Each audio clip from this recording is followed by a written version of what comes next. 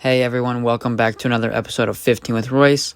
Today I sat down with Antonio Reguero, a Spanish goalkeeper who plays in Vicus Liga and has had previous Champions League experiences and Europa League experiences.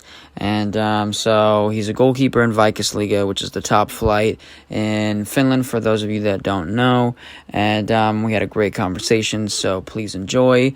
This podcast is brought to you guys by Hummel, and it's a great company, and I'm going to be getting a discount code for you guys soon, and as soon as I get that code, then I can start getting you guys savings, and you guys can enjoy your Hummel products and get good quality you guys deserve. What's up, everybody? It's 15 with Royce. I'm back with a footballer from Vicus Liga. It's the top flight football in Finland, and just kind of give me a rundown of your playing history and kind of how you got into football and where you're at now and that sort of thing.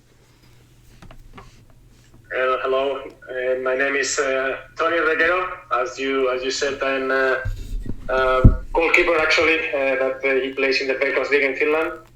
All of my career I have been playing in several places, several countries. I started my career at Real Madrid, and then I'm from Spain, of course. I was born in Madrid. I started my career in Real Madrid by the age of 10. I was there for another 10 years. And then when I turned 20, I left. I started moving for many clubs in Spain, and by the age of 28, I just moved to Scotland, to the Premier League, and I played in 4 teams there. And then after leaving Hibernia, my last club, I just signed for Royce in Finland. Is the country that I'm now, but I two other teams apart from Royce. I played for Hoidiko last year, and now this year I'm playing for Lahti near Helsinki. All right, and so now getting into the questions here, what's been your, having been played in Vicus Liga for a little bit now, what's kind of your experience having played top flight football in other countries as well, and kind of being around the game for quite some time? How does top flight football in Finland compare to other nations, and just kind of the style of football? How is it different opposed to other nations, and what's the level like? Well, yeah, as you said, I'm playing in several places, and I think since I was younger, I wanted to live abroad and to play abroad, because I think it's a really good experience for a person, just to see new cultures and just to experience new things. And well, yeah, when I went to Finland, I have, as I said, I have played in Scotland, which is also a very competitive league. So, well, obviously the Finnish league, the Vicus League, is not obviously one of the top leagues in Europe, but actually it's not too bad. You know, there are many foreigners that they come here to they make the league better. And actually the Finnish player is improving just now, because you can see the results that they are now in the Euros, or they supposed to be in the Euros last year, but it got cancelled. So yeah, as I said, this is a really good country to live. Everything is quite secure in comparison with other countries nowadays, that it's difficult to get salaries and things like that. Even now with this time of Corona, even though it wasn't very good situation here, but it was miles away better than, for example, my country or Italy. So yeah, I kind of like to live here, you know, because obviously my family also stays here. So yeah, I think it has been a really good experience. Last year I had a chance to win the league, win the cup with the AJK, and this year I have another chance to compete, to play. I'm 38, and I'm feeling fit and energetic enough to keep going, and I enjoy what I do. So yeah, this is a good time for me. Okay. So have you ever played in Europa League or Champions League, then, having played at any of these big clubs? Yeah, actually, in Rovaniemi, I played 2 different years with the European competitions.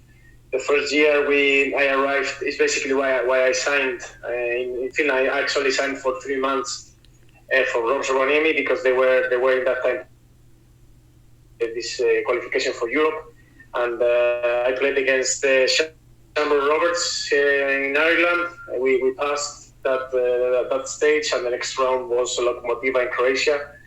And I have to say that it was a really good experience because you are facing good teams in Europe. You have the experience of traveling and seeing different cultures. And 2 years ago, we qualified second after that season, and then 2 years ago we played in Scotland. I came back to play the European Games against Aberdeen, and I think over there I played one of the games of my life because everything. Considering as a goalkeeper, probably you know that is with these kind of games that everything that came to the goal I saved it, and it was this kind of game that I will never forget in my career. So actually, playing in Europe it has been a really good experience for me. Okay, so how does the atmosphere of the fans and everything differ, thus of a regular league match or maybe even a cup match? How does it differ playing in the European competitions? Well, obviously you can see, or not anymore because they are not public in the stadium. But before, you could see that the Champions League, it's always a different atmosphere when a club play, for example, Bernabeu or Manchester United or Trafford. You can see the stadiums. It's something different that you can see in the league. So not in a big scale, but it's a little bit minor. But you can see that the other clubs in Europe, doesn't matter whether it's in Finland or it's in Croatia, they are just the supporters. They are just looking forward to these kind of games. So the atmosphere, the pressure, the passion of those kind of games are unbelievable. And for example, I remember in Scotland, the Aberdeen Stadium was full, was 40,000 people.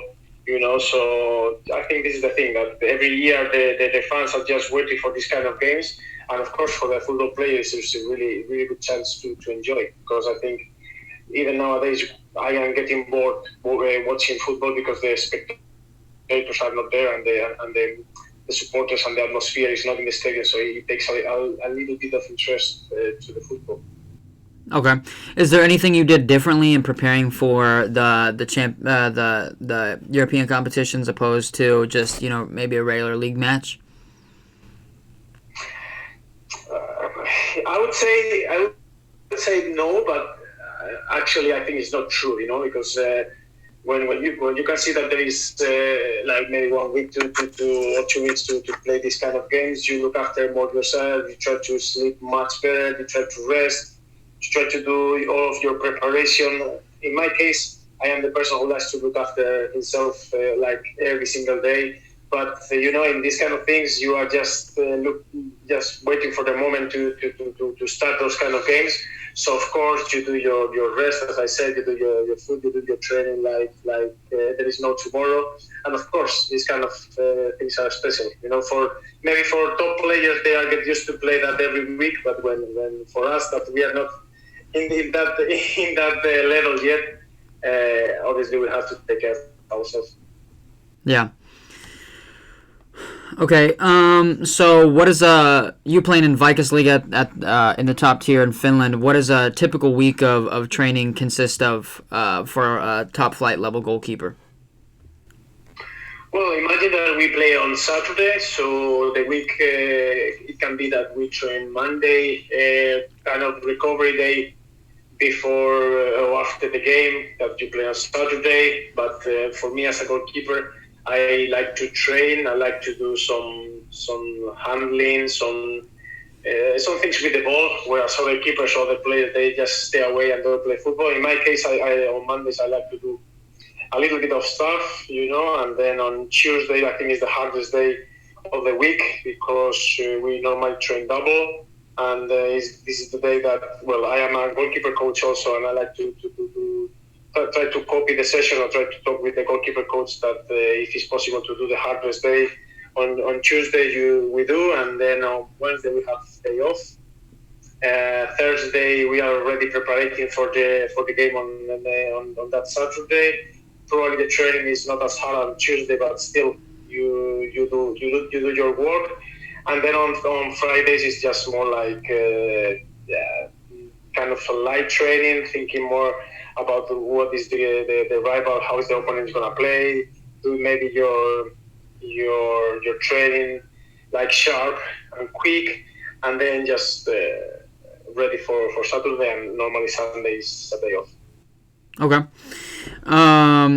So the next thing I was going to ask is so your diet. What does it typically consist of in season? Having some high intensity training sessions and stuff like that. How do you kind of maintain your weight to kind of make sure that you're getting as many calories intake as you're putting out throughout the trainings and stuff? Yeah, well, when I was your age, probably I liked to eat quite a lot, and I didn't look after my diet same as I do now. Probably it was the other times. Now people are just taking care more of these kind of things. But since my 28th or something, I started to look after myself. I started to think how I eat, how it's going to affect my performances. And well, I'm not picky, and I'm not the one to take supplements or things like that. Maybe here in Finland we take some vitamin D for the because we don't see them so much the sun. And basically, I trust in that I am well hydrated. I try to drink 3-4 liters of water every day. I try to have 5-6 meals per day. Breakfast so important. Having some snacks. And then the big meals on lunch and dinner, and trying to have all the carbs in the midday. And at night, try to eat well also, but not put so much carbs on it. Unless, for example, on Mondays, because Tuesday is a really hard day, so then I can eat kind of a lot. But normally, I'm not picky, because I am not the one who is just waiting food like some of the teams do. But of course, I think it's really important. And if you want to perform and you want to play as much as you want, you need to look after. You have to see how much fat you have in your body. As a goalkeeper, there was this old thought that the goalkeepers can be fat. I really don't think that's the way it should be. I think that the keeper should be the fittest player in the team. So yeah, I think it's important. It's an important thing. Okay. So what made you kind of go to Finland? I know you kind of touched on it maybe just a little bit about playing for ROPS, but I mean what kind of was just kind of pushed you to really go to Finland? Well, I was playing as I said to you before, in Hibernian, which was a really good club in Scotland. And at Christmas time, half the season, I had to leave for several reasons. And then I was just thinking to because I was 31, I was thinking actually to come back to Madrid, and then starting my career in Spain. Also, my wife got a job there.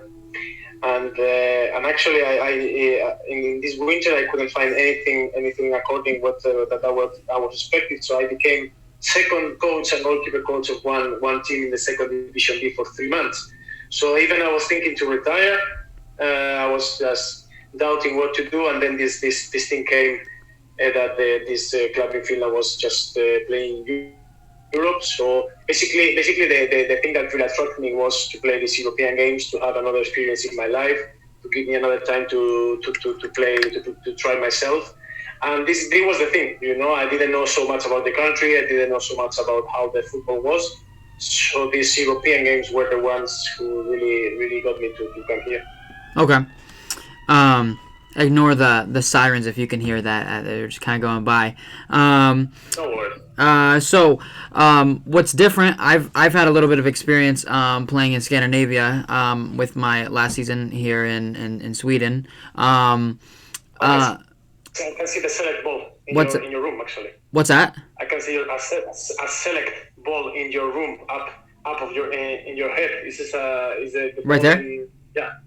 Yes.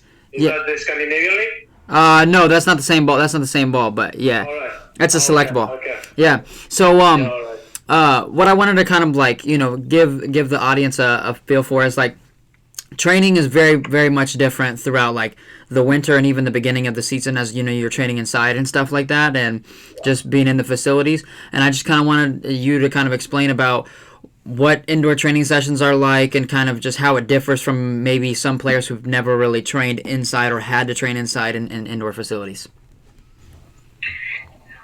Well, I cannot tell. Well, yeah, I can tell you. I can tell you what are the differences. Maybe the training, the idea of the training is almost the same, because actually you are working in this, obviously in our box, and you try to do all the stuff, but don't tell me why it's not the same than training outside. I think there is a different world between training and indoor field, even though it's really nice, because here the facilities in this case are in Finland, and I'm sure where you were, they are quite okay.